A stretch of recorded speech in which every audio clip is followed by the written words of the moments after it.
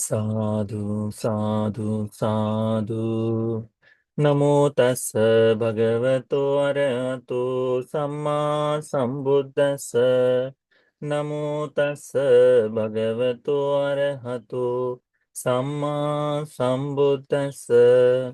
नमो तस्स भगवतो अरहतो सम्मा संबुद्दस्स। साधु साधु साधु। पूजनीय कल्याण मित्र, हमारे गुरु बंधु जी को हमारा प्रणाम है। साधु साधु साधु। श्रद्धावान उपासक उपासिका का हम लोग अभ्यास कर रहे हैं खंडवग्ग का, जिसमें तीसरा सूत्र है हालिदिकानी सूत्र। हालिदिकानी सूत्र में हमने अब तक दो भाग संपूर्ण किए।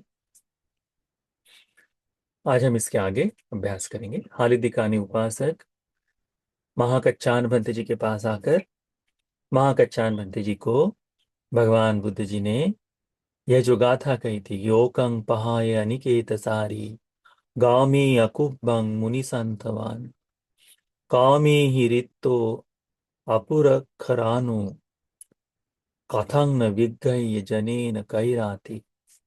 यह जो मार्गंडेय प्रश्न में भगवान ने जो उत्तर दिया था, या भगवान ने जो बात कही थी, उसका विस्तारार्थ दीर्घ करके पूछना चाहते थे अर्थ। तो उन्होंने भगवान ने बताए अनुसार अ, महाकच्छान भंते जी ने इसका विस्तार किया कि इसमें ओक क्या है। ठीक है, तो ओक को बताया कि रूप धातु या फिर जो उपादान स्कंद के जो धातु है, इनके प्रति होने वाला तीव्र ऐसा अ, अपना राग और उसका बंधन। ठीक है, इसे ओक कहा है।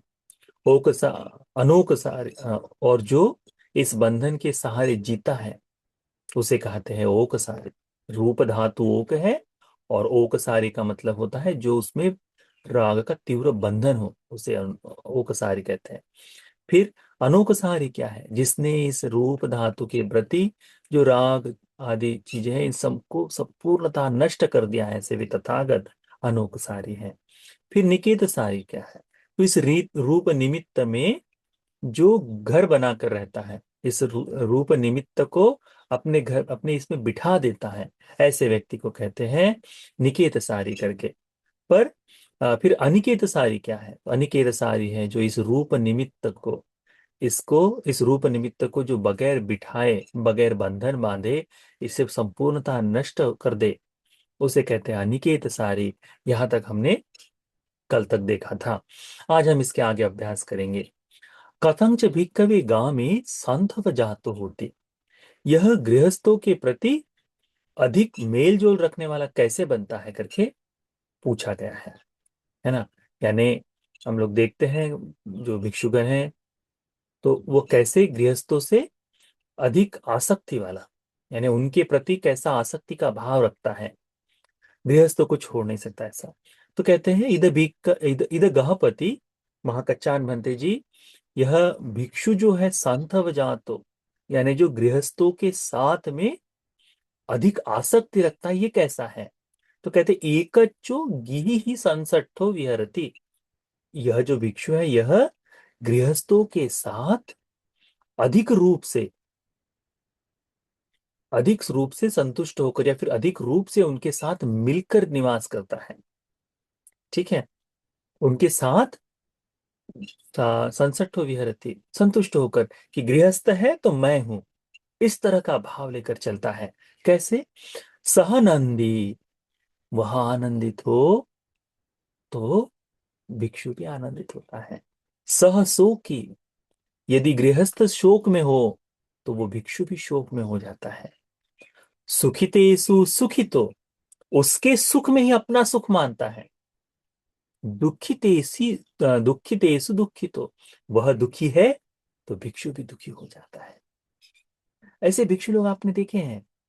हम्म, जिन महाराष्ट्र में विशेष करके, या फिर क्योंकि जहां अधिक भिक्षुओं की संख्या हो, हमको भिक्षु देखने को मिलते हैं।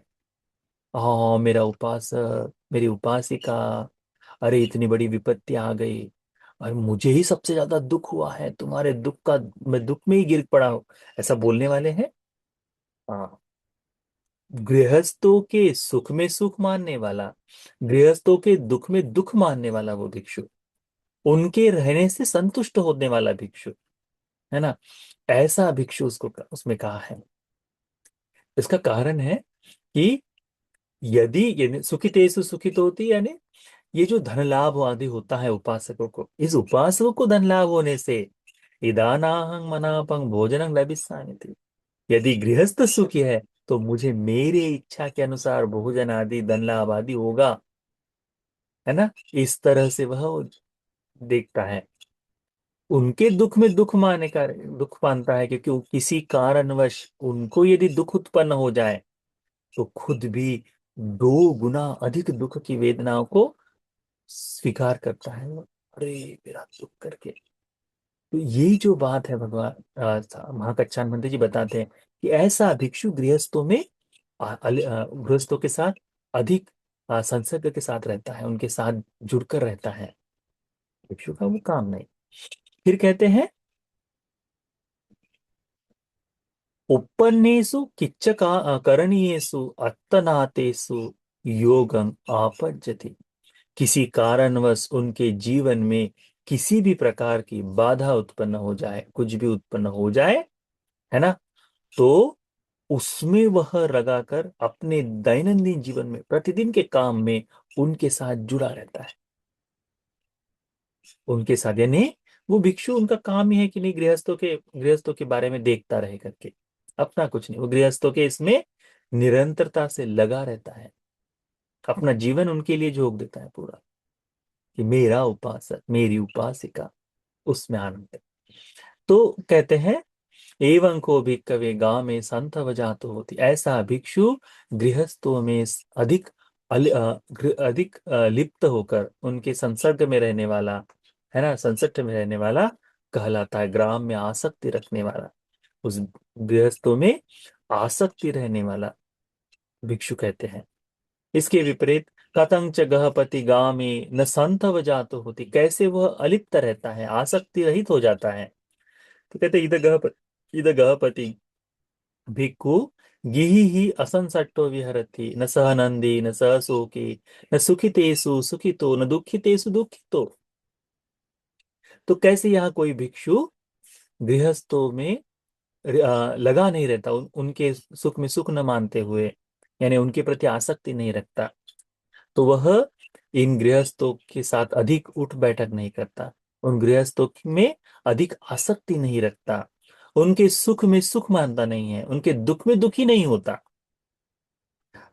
न सुखितेषु सुखितो न दुखितेषु दुखितो, उनको सुख मिल जाए तो उसमें अपना सुख समझता है, ऐसा नहीं होता। न दुखितेषु दुखितो, उनके दुख में स्वयं दुखी नहीं होता, क्योंकि सब भिक्षु का जीवन इन सब से परे हो जाता है ना, यानी अलिप्त का जीवन, यानी उसमें गृहस्थों के इसमें उसको पढ़ना नहीं चाहिए करके भिक्षु ने वह उपन्नेषु किच्च करणीयेषु न अत्तनातेषु योगं आपजति, उनके जीवन में कुछ भी हो जाए, उनके जीवन में तो अपने आप को उसमें इकट्ठा नहीं कर लेता, उसके लिए वो जीवन नहीं जीता। एवं को गहपति गांव में न संतव जातो होते, इस प्रकार से वह भिक्षु गृहस्थों के जीवन से अलिप्त रहता है, गांव में वह आसक्ति नहीं रखता। क्या होता है, ग्राम में आसक्ति रखने के कारण ऐसे ही होता है ना, उसके सुख में सुख माने, उसके दुख में दुख माने, तो अनेकों बार आकर्षण उत्पन्न हो जाता है। आकर्षण हम इससे पहले सूत्र में देखें, वह भिक्षु घर घर में चले जाए तो रूप देख लेता है, शब्द देख लेता है, गंध स्पर्श, और तत्काल विनाश के रास्ते पर लग जाता है, नष्ट ही हो जाता है ना। जो भिक्षु इसमें उनके दुख में दुख हमने बताए थे फोन पर, हाँ बनते जी हमारी ये तकलीफ है, कहते कहते कहते कहाँ मन मोहित हो जाए, कुछ समझ में नहीं आता, है ना, अंतिम में विनाश हो जाता है। तो एक बार भिक्षु जीवन नष्ट हो जाए तो फिर बचा क्या है, केवल ऊपर का कपड़ा बचा हुआ है, केवल ऊपर का कपड़ा, उस कपड़े में कोई व्यक्ति नहीं है, भिक्षु नाम का व्यक्ति व्यक्ति नहीं होता। इसीलिए भिक्षु ने हमेशा इस तरह से रहना चाहिए। कैसे? कि गांव में अधिक आसक्ति नहीं रखनी चाहिए। उपासकों के प्रश्न एक सीमित समय तक, एक सीमित प्रमाण तक, परंतु उनमें अधिक रुचि। कि हाँ उपासक, हाँ रमेश, तुम्हारा कैसा चल रहा है? हाँ, हाँ सुनीता दीदी, कैसा चल रहा है तुम्हारा? हाँ सब तो ठीक है। अच्छा, घर में अभी हाँ पोछा लगा लिए? हाँ खाना बन रहे, रोटी बना रहे हैं? यहाँ तक पूछने वाले लोग हो जाते हैं। इसकी आवश्यकता नहीं भिक्षु को, इसकी आवश्यकता नहीं होती। सुखी है तो सुखी है, दुखी है ठीक है, हम आपको मैत्री करेंगे, बस उतना पर्याप्त है। परंतु उनके जीवन में अधिक आसक्ति रखे तो क्या होगा? वह भिक्षु अपने धर्म का अभ्यास ही नहीं कर पाता। तो इस प्रकार से एवं को गहपति गांव में न संत व जात होते, इस प्रकार से वह भिक्षु गांव में अनासक्त रहता है, उसमें अधिक आसक्ति नहीं दिखाता। कतंच गहपति काम में ही अरिक्त होती। कैसे कोई भिक्षु काम से अरिक्त, रिक्त होना यानी काम से खत्म हो जाना, अरिक्त यानी उसमें बंधा हुआ होना, अभी तक काम में भरा हुआ, ऐसा कैसे कह सकते हैं? इद गहपति एकच्चो कामेसु अवीत रागो होती। यहाँ कोई भिक्षु काम में, काम के प्रति अवीत राग यानी अभी तक राग से युक्त है, राग भरा हुआ है उसमें। अविगत छंदो, अविगत राग हो जिसका राग दूर न हुआ, ऐसा भाव में होता है। अविगत छंद, जिसका छंद अभी दूर न हुआ है, ऐसा। अविगत प्रेम हो, जिसमें अभी तक प्रेम भरा हुआ है इस काम के प्रति, काम भोग के प्रति वह प्रेम है। अविगत पिपास हो, इस काम भोगों को भोगने की पिपासा उसके जीवन में है अभी। अविगत परिलाह हो, इस काम भोगों को पाने के लिए जो अंदर से ज्वलन जलता है, अंदर से अग्नि जो जलती है वह अभी जल रही है। अविगत तन हो, वह इस काम भोग के प्रति अभी भी तन्हा से बंधा हुआ है। एवं को गहपति काम ही हरितो, ऐसा व्यक्ति काम में लिप्त समझा जाता है, काम से भरा हुआ समझा जाता है। कथंच गृहपति कामे ही रिक्तो होते। कैसे गृहपति काम से कोई रिक्त हो जाता है, यानी जिसका काम संपूर्णतः खत्म कर दिया हो, है ना? तो काम का मतलब होता है यही जो तृष्णा है हमारे जीवन में, हमारी जो वासना है, पाने की इच्छा, लालसा है ना? भोगने की जो इच्छा है, कामना है, इसे कहते हैं काम। तो इदगहपति एकच्चो कामेषु वीतरागो, काम का, काम के प्रति होने वाला राग दूर कर दिया है, वीतराग अलग कर दिया है। विगत रागो, उससे अलग हो गया है। विगत छंदो, विगत प्रेमो, विगत पिपासो, विगत परिलाहो, विगत तन्नो, अपने काम राग को जो है उसने दूर कर दिया है। छंद जो है उस काम राग के प्रति उसे दूर किया है। ये जो प्रेम है काम राग के प्रति उसे दूर किया है। ये जो पिपासा है काम राग के प्रति उसको दूर किया है। यह जो परिडाह है उसे दूर किया है। विगत तन्नो, ये जो तृष्णा है इसे दूर कर दिया है।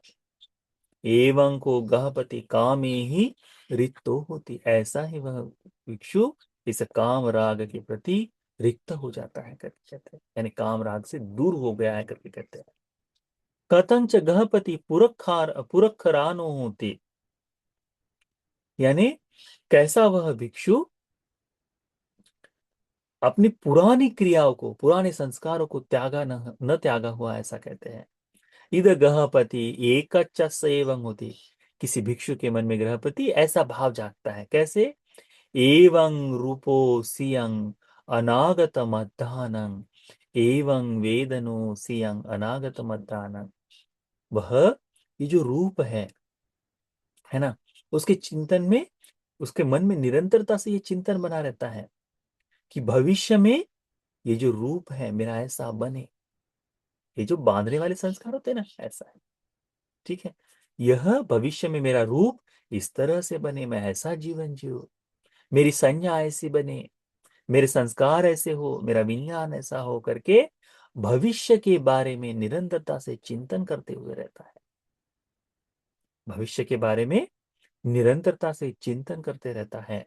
इस कारण से कि कहता है मेरा रूप ऐसा होना चाहिए, मेरी वेदना ऐसी होनी चाहिए, मेरा मेरी संज्ञा ऐसी होनी चाहिए, मेरे संस्कार ऐसे होने चाहिए, मेरे विज्ञान ऐसा होना चाहिए। इस तरह से वह भविष्य के बारे में चिंतन में लगा रहता है। एवं को गहपति पुरखारनो होती। इस प्रकार से वह इस संस्कार को पुनः पुनः आगे चलने वाले क्रियाओं में लगाने वाला बनता है।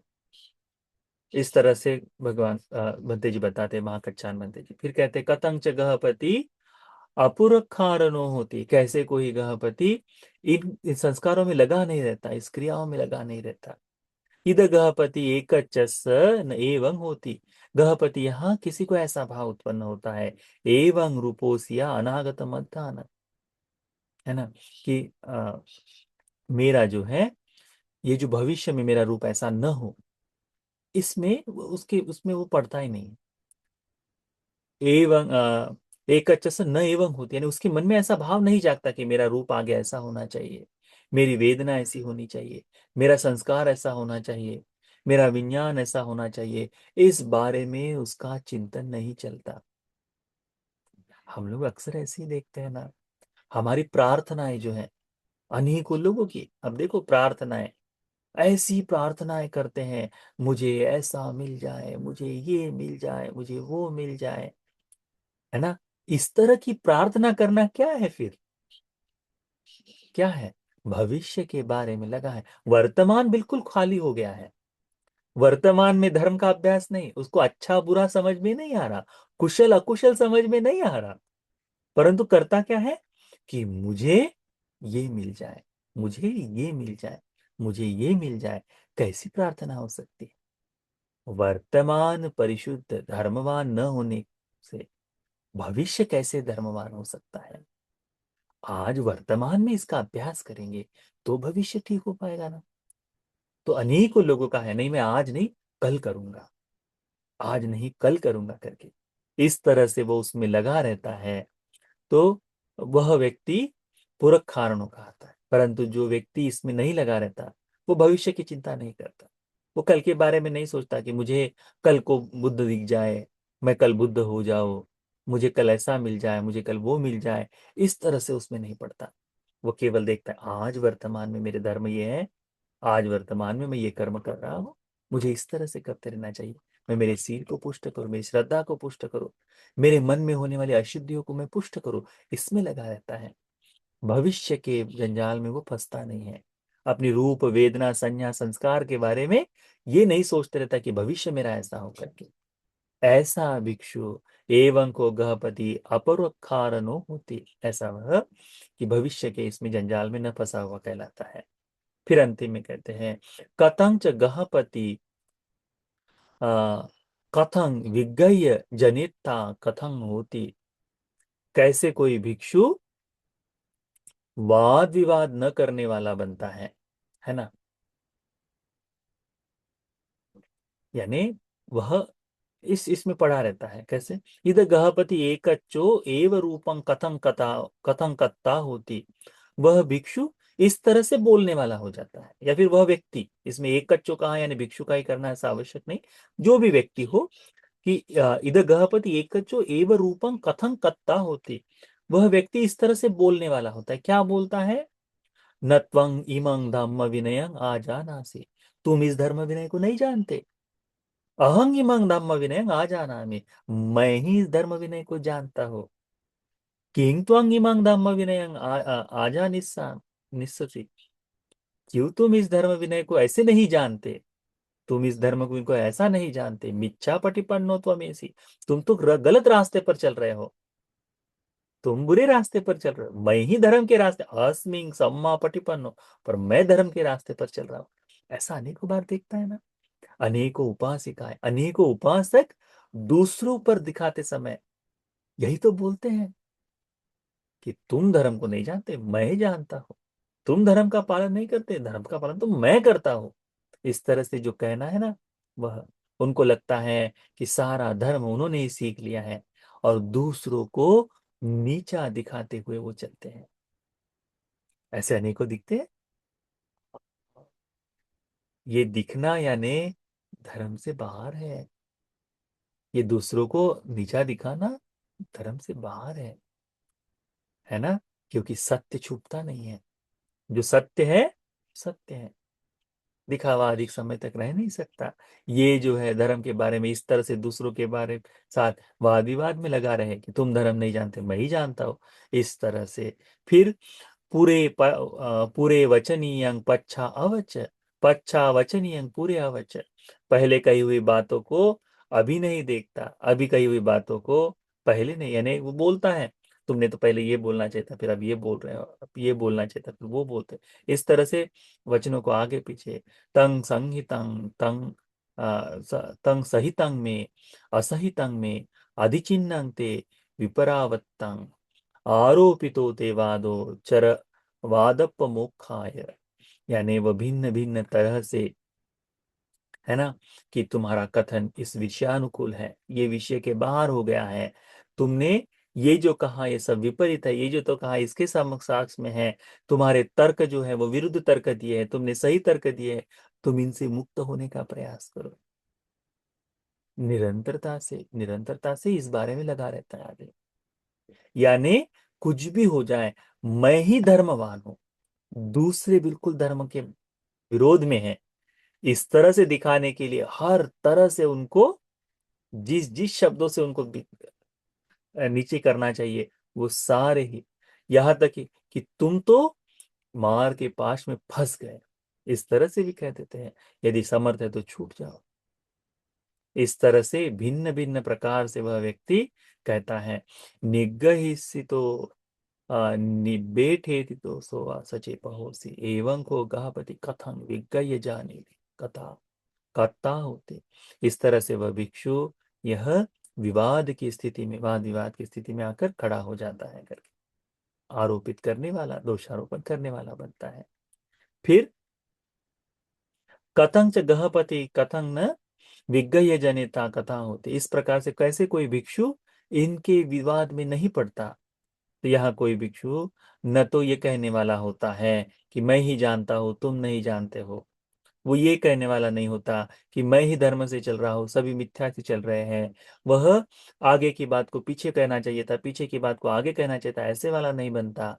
ना ही वह दूसरों की बातों को उस तरह से घुमाता है, ना दूसरों को नीचा दिखाता है, किसी भी तरह से वह वाद नहीं करता, आरोपित नहीं करता, संपूर्णता कहता नहीं कि तुम तो फंस गए हो, इस तरह से न करते हुए सामान्य रूप से अपने आप को इन सब से अलग रखता है। एवं को गहपति कथं न विज्ञय जनिता हो, यह वह व्यक्ति है जो इस प्रकार के वाद विवाद न करने वाला बनता है, करके बताया है। इति को गहपति यंग तंग उत्तंग भगवता अट्टिक वगे मागंदीय पान्ने, कहते हैं कि बनते गहपति हालिदिकानी, भगवान ने जो ये मागंदीय प्रश्न में भगवान ने जो गाथा कही थी, ये ओकंग पहाय अनिकेत सारी गामे अकुब्बंग मुनि संतवानी, कामे ही रित्तो अपुरखरानो कथं न विज्ञय जनेति कायरा, ये जो गाथा का ये संपूर्ण अर्थ है, करके आ, ये इसका पूरा विस्तार है, करके बंते जी उनको समझाते हैं। बंते जी उनको समझाते हैं कि घर छोड़कर बेघर हुआ जो व्यक्ति है, चारिका करने वाला मुनि, ग्राम में किसी प्रकार की आसक्ति नहीं रखता, काम भोगों से दूर रहता है, कहीं भी ममत्व नहीं रखता, मनुष्यों से किसी प्रकार से वाद विवाद न करते हुए अपने धर्म को पूर्ण करने वाला होता है। ये जो है ना, ये ये गाथा का अर्थ संपूर्ण इस तरह से बताया है। इमस् को गहपति भगवता संकितेन भासितस्य एवं वित्थारेण अर्थोदट्टपो, भगवान ने कहे इस संक्षिप्त वाणी का विस्तारार्थ अर्थ ये है, करके आ, महाकच्चान भंते जी हालदिकानी उपासक को विस्तार से बताते हैं। तो यह हालदिकानी सूत्र, पहला सूत्र। तो इस सूत्र का उपदेश यहाँ समाप्त होता है। यह जो धर्म है आप सभी को भगवान के इस बताए धर्म को अच्छी तरह से बोध कर लेने के लिए, उत्तम चार आर्य सत्य की प्राप्ति के लिए उपकारी हो जाए, करके अनुमोदन करते हैं। साधु साधु साधु।